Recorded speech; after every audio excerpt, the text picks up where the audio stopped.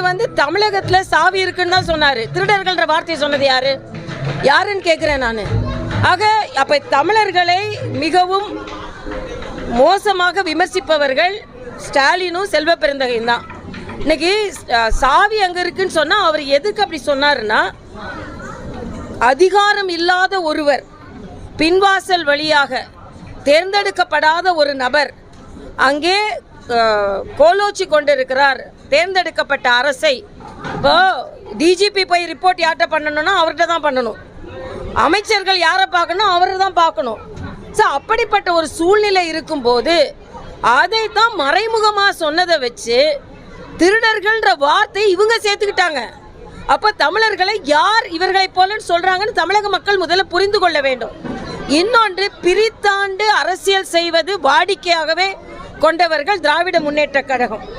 இன்னைக்கு செல்வ